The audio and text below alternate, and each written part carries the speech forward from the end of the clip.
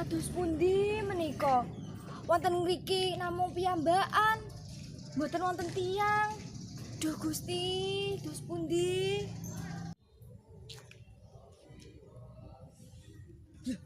Lah menika ketawisipun wonten tiyang. Kula tak ngrika mawon, nyobi nyuwun tulung.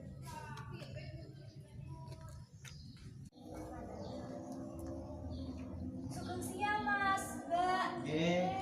Siang, Mbak. Derengipun nyuwun pangapunten, Mbak, Mas, sampun ngresai wekdalipun panjenengan. Kula Menita badhe nyuwun tulung dumateng panjenengan supados sabiyantu kula mbeta kardus menika. Menapa panjenengan saged? Nggih, Mbak, saged.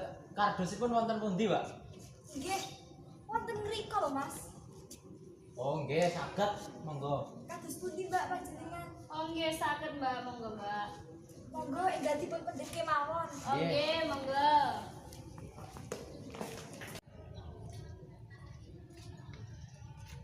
Menika, Mbak, Mas, kardusipun. Nggih. Nggih. Menika, Mbak, Mas. Oh nggih Mbak. Enggal setunggal kula betane nggih Mbak. Nggih, monggo, monggo. Kardusipun badhe dipun tujuaken wonten pundi, Mbak? Wonten ngrika lho, Mas. Saajenge tunggal. Oh, nggih. Monggo, monggo. Nggih, monggo.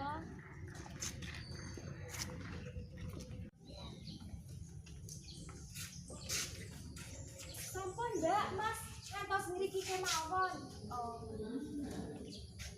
Menika dipun salah pundi, Mbak? Wonten mriki kemawon, Mas. Ngriki, Mbak. Nggih. Niki, Mbak. Nggih. Matur nuwun nuwun nggih, Mas. Mbak, sampun kersa sabiyantu kula. Nggih, sami-sami. Nggih, bila mekaten kula suwun pamit nggih Mbak. Nggih, nggih. Nggih, monggo, Mbak. Nggih, monggo, monggo, Mas, Mbak.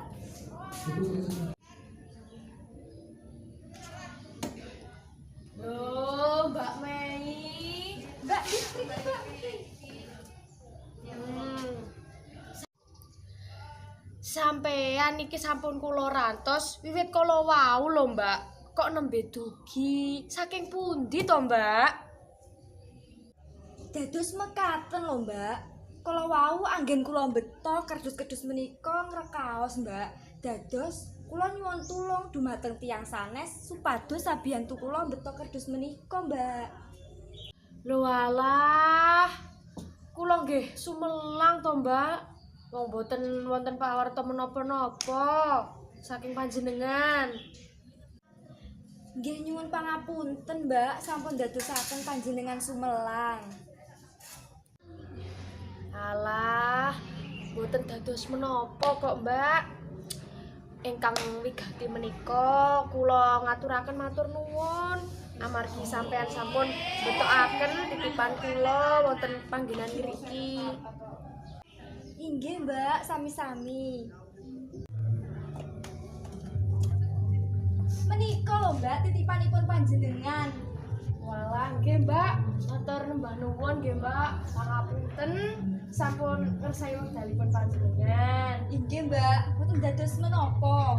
Bilih mekaten kula nyuwun pamit rumiyin nggih, Mbak. Oh, nggih, nggih. Nggih, Mbak. Ingkang ngatos-ngatos nggih, Mbak. Matur nuwun lho, Mbak nggih. Inggih.